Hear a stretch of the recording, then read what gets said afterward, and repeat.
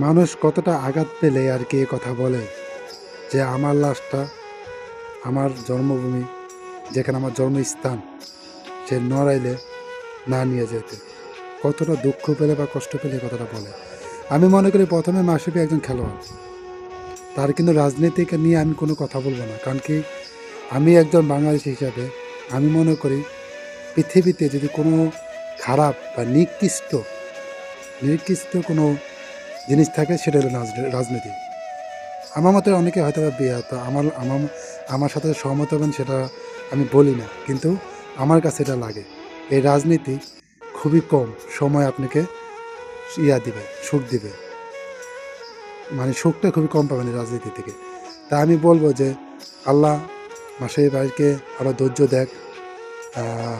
যে সময়টা তিনি পার করছেন অবশ্যই সেই সময়টা অনেক কষ্টকর, যেহেতু কথায় আছে পর মানুষের দুঃখ দিলে দুঃখ মনে হয় না, আপন মনে দুঃখ দিলে মেনে নেওয়া যায় না।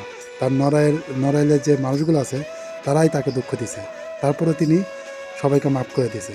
তো আল্লাহ তাআলা আপনাকে আরও সুস্থ দান করুক, আপনাকে সুস্থ রাখুক। আপনার জন্য অনেক দোয়া রইল।